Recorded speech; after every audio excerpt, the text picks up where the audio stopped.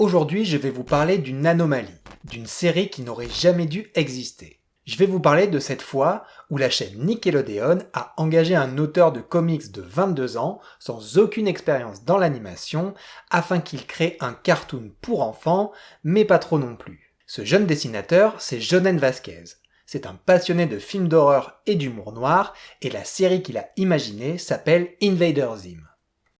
Son existence a été brève, mais elle a laissé derrière elle une trace indélébile. Et encore aujourd'hui, 20 ans après sa première diffusion, on se souvient d'elle pour sa folie, son originalité et son ambition. Well, I've much work to do, so Invader Zim signing off. My spine!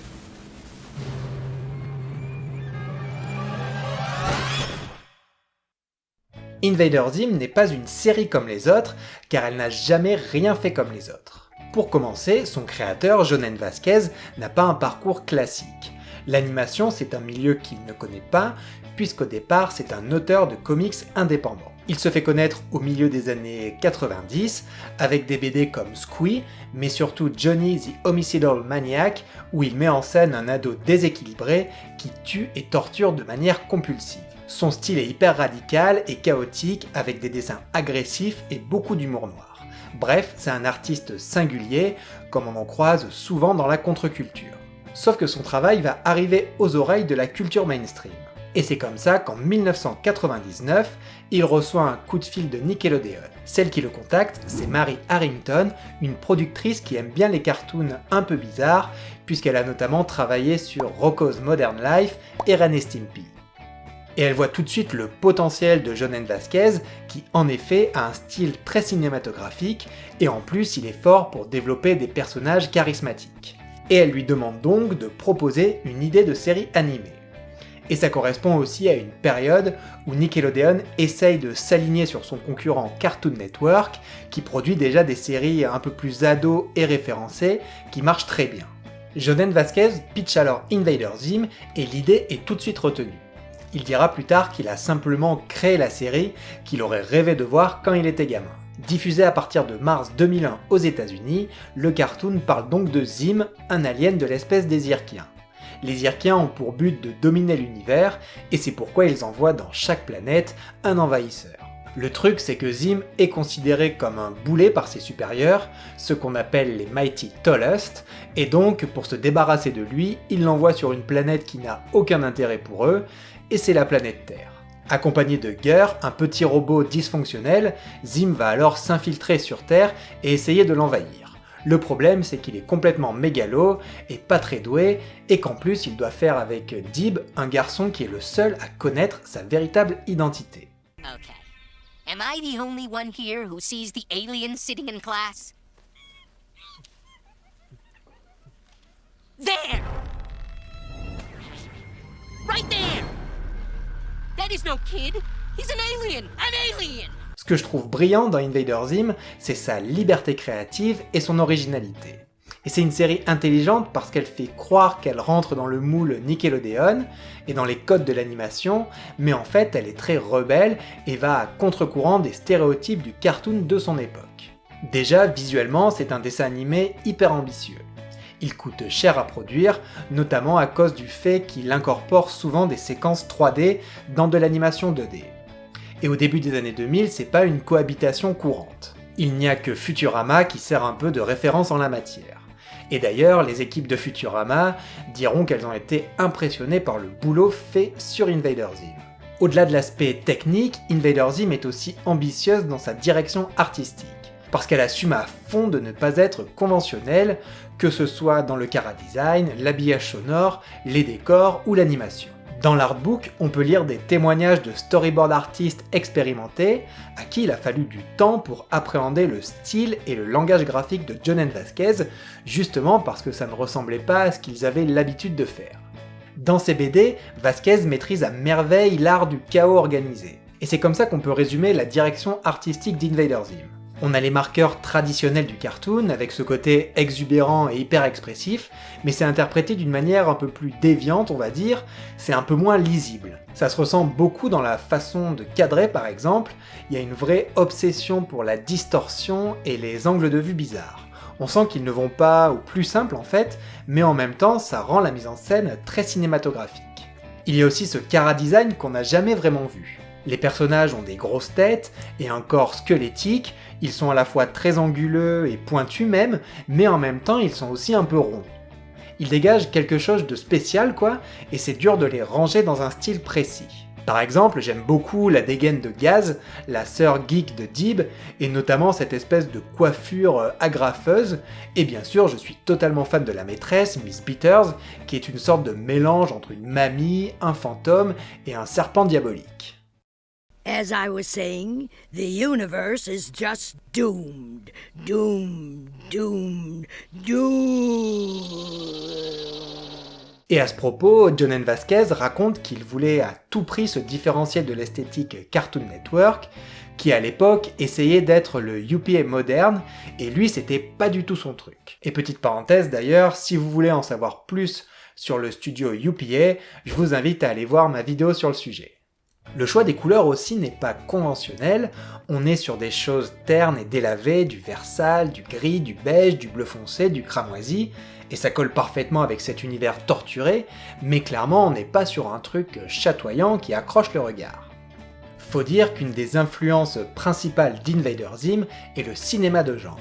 Une partie de l'équipe est très jeune et a grandi dans les années 80-90 en se butant aux films d'horreur et à la science-fiction. Par exemple, Jhonen Vasquez a eu son premier choc esthétique devant la scène du chestbuster d'Alien et il considère David Cronenberg comme un dieu vivant. Donc sa série allait forcément s'inscrire dans cette culture de genre qui le passionne. De Cronenberg, on retrouve notamment cette obsession pour le body horror, les déformations des corps, des chairs, de la peau, avec cette idée qu'un corps peut toujours se transformer, se modifier ou même fusionner avec les machines. Et en la matière, il y a quelques épisodes absolument incroyables. Je pense à celui où Zim a une pustule géante qui grossit sur le visage et qui se trouve avoir des propriétés hypnotisantes. Il y a aussi Bolonius Maximus, qui est d'ailleurs un hommage direct à la mouche et où Zim modifie l'ADN de Dib pour le transformer en saucisse. Et évidemment, il y a Dark Harvest, ce segment qui a marqué quiconque a vu la série et où Zim décide de se remplir d'organes humains pour ne pas griller sa couverture lors d'une visite médicale. Des organes qu'il prélève bien sûr sur ses camarades en les remplaçant par des objets random. You've gone too far! You're a hideous blob of stolen organs! I've been working out.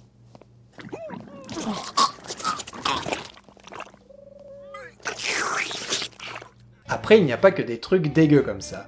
L'influence du cinéma de genre, c'est aussi des robots, des vaisseaux spatiaux, de l'épouvante, des grosses scènes d'action, ou un bestiaire de monstres hyper original, comme par exemple dans l'épisode d'Halloween, qui a presque une espèce d'ambiance à la Hellraiser. Bref, l'ambiance globale est géniale et très prenante, et c'est aussi parce qu'il y a un vrai sens du détail. Je pense notamment à l'habillage sonore et à la musique, qui là encore ne sont pas du tout classiques pour un cartoon.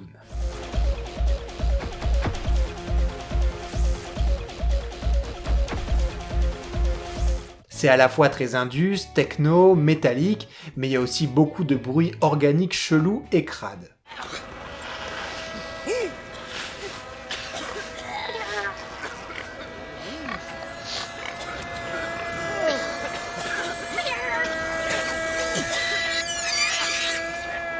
Et puis il y a les décors et les backgrounds, et notamment tout ce délire autour des tuyaux, et plus globalement des grosses machineries tentaculaires qui font presque penser à du Geiger parfois, notamment dans l'Entre-deux Zim.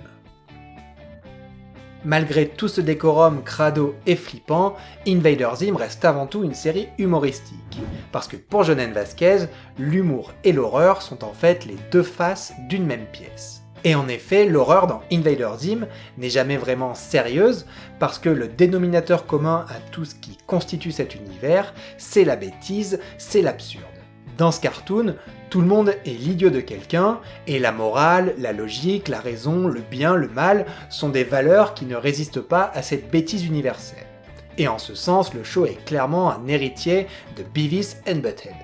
Dans les épisodes, les personnages ne sont pas là pour apprendre des choses ou pour évoluer. Leur tragédie, entre guillemets, et ce qui les rend surtout si drôles, c'est d'être prisonniers de leurs certitudes absurdes. Tout est grotesque, les péripéties, les dialogues, les voix, les blagues, les gags, et c'est cet art de la comédie permanente qui fait que même si les situations sont tordues, eh bien Invader Zim n'est jamais malsain. Pour autant, on n'est pas, je trouve, dans de l'humour random un peu gratuit.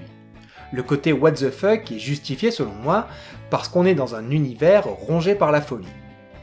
Le personnage de Gur, par exemple, s'il dit ou fait des trucs incohérents, c'est parce qu'à la base, c'est un robot foireux qui a été fabriqué avec des ordures.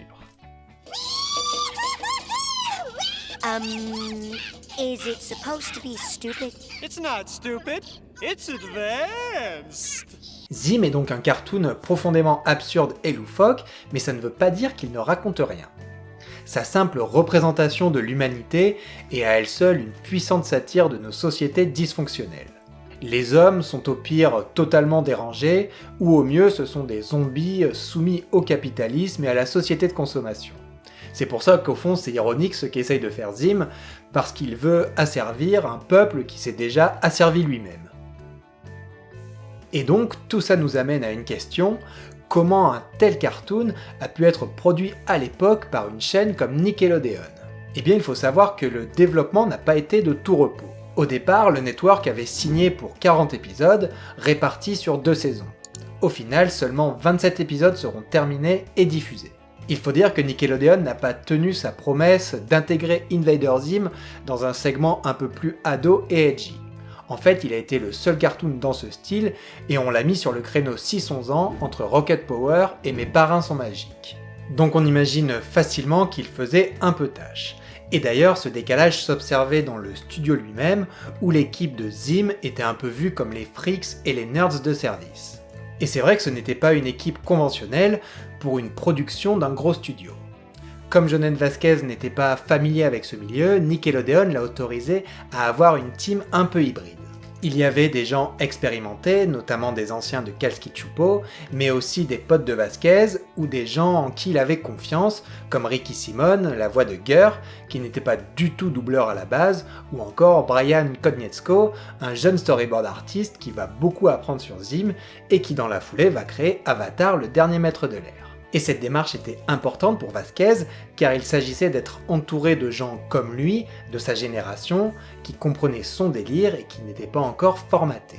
Et en plus, il a fait des choix audacieux, comme pour la voix de Zim, qui d'abord dans le pilote a été confiée à Billy West, puis Nickelodeon a fait le forcing pour lui faire choisir Mark Hamill. Mais malgré ses gros noms, Vasquez a refusé car il voulait une voix unique, qu'on associerait tout le temps à Zim. C'est comme ça qu'il a choisi Richard Steven Horvitz, un nom moins bankable, mais il a eu raison parce que son interprétation est absolument grandiose et elle fait presque à elle toute seule le charme de la série. What is that size? And why is my computer coughing? Yes! Yes! No! No! Enough already! Solutions! Give me solutions! Solutions! Give me solutions! Mais évidemment, ce qui a fait le plus grincer des dents chez Nickelodeon, c'était le contenu de la série. Et il existe plein d'anecdotes de conflits et de petites censures, même si au final le network a quand même été plutôt permissif. C'était plus des trucs du genre ne faire mourir personne, ou des directives de développement de personnages, comme avec Dib que Nickelodeon trouvait trop antipathique. À la base par exemple, Vasquez a dû se battre pour qu'il garde son trench coat, car les producteurs trouvaient que ça rappelait trop le look des tueurs de Columbine. Et de l'autre côté, les auteurs ont réussi aussi à placer quelques pics à l'encontre de leurs diffuseurs. Comme ce personnage génial qui a un énorme implant dans le crâne qui l'oblige à sourire et à être heureux, même si cela le fait énormément souffrir. Et cet enfant justement s'appelle Nick. C'est une manière d'ironiser sur l'image lisse que la chaîne voulait se donner. Il y a aussi l'histoire du Gur ensanglanté que les animateurs ont quand même intégré de manière subliminale. Après, ce sont des relations et des compromis assez classiques dans la production d'un cartoon. Et Vasquez n'a pas l'air d'avoir de rancœur, car au fond il est bien content d'avoir eu une telle tribune. C'était déjà un miracle, et il savait que ça ne pouvait pas durer bien longtemps. Cependant, Nickelodeon n'a pas été super réglo non plus. Ils ont par exemple refusé sa demande de basculer le show sur MTV, où elle aurait carrément eu sa place. Ils ont aussi fait très peu de promos, de com ou de pub, d'où les audiences faibles qui leur ont donné un argument de poids quand il a fallu justifier l'annulation. Mais c'était aussi une histoire de contexte, car Invader Zim a été diffusé en 2001, l'année des attentats du World Trade Center. Et clairement, le timing n'était pas ouf pour mettre en avant un dessin animé pour enfants un peu bizarre et pessimiste. Cette annulation prématurée n'a cependant pas signé l'arrêt de mort de Zim. Les audiences ont certes été faibles, mais une fanbase très solide s'est créée. La série a connu une première renaissance quelques années plus tard, avec les DVD et les produits dérivés. Et l'engouement a été tel que pour ses 10 ans, en 2011 donc, l'Envahisseur a eu droit à des conventions. Puis en 2015, l'univers s'est de nouveau étendu avec l'arrivée d'une série de comics soutenue par Jhonen Vasquez lui-même et où on retrouve des artistes de la série originelle. Les publications sont toujours en cours et elles regroupent déjà une 50aine de volumes. Et comme on est dans une époque qui aime bien la nostalgie, les comebacks et les reboots, Zim est aussi revenu sur les écrans grâce à un long métrage en 2019 disponible sur Netflix. C'est un format que Jhonen Vasquez voulait explorer pour aller au-delà de ce qu'il avait déjà fait sur la série. Visuellement, Enter the Florpus est dans la continuité des comics, donc un peu plus coloré et moderne que les cartoons, mais on retrouve bien le ton de Zim, même si le film met un peu moins l'accent sur le côté horreur pure et un peu plus sur l'émotion et les relations entre les personnages. But where are the flames? I can't rule the world without cool flames shooting up behind me! Bref, voilà pourquoi en gros je trouve que Invader Zim est un cartoon unique en son genre. Alors en France on ne s'en rend pas compte car la série n'a jamais été diffusée ici, mais indirectement des cartoons qu'on adore lui doivent beaucoup. Je pense à la génération 2010, Adventure Time et compagnie, qui comme elle vont être sur ce créneau du dessin animé qui n'entre pas dans une case précise concernant notamment l'âge de son public cible. En fait, Zim, ça a été un peu le crash test, et sans le savoir, elle a mis en place des choses qui seront assimilées que 10 ans plus tard. Mais c'est aussi dans sa conception et dans ce qu'elle raconte de l'animation que la série de Jhonen Vasquez a marqué son époque. Tout à l'heure, je parlais de Brian Konietzko, qui a créé Avatar après Zim, mais il y a aussi des gens comme Rebecca Sugar, la créatrice de Steven Universe, qui raconte à quel point l'Envahisseur a été important pour elle à l'adolescence. Car au-delà de son côté bizarre et fascinant, c'est une série qui, au fond, met en avant les marginaux et ce qu'il y a en dehors des clous. Ce qui l'intéresse, c'est l'envers du décor, et ce qui va au-delà des schémas de bien, de mal, ou de héros et d'antagonistes. En fait, elle montre comment une société folle crée des personnages fous. Et elle le fait sans ironie ou cynisme, parce que ces personnages dérangés, elle les aime et elle les rend attachants d'une certaine manière. Et c'est pour ça que si l'absurde et la bêtise sont omniprésents, je ne peux pas m'empêcher de voir qu'ils cachent surtout un point de vue très intelligent. Et c'est ça qui en fait une grande série selon moi.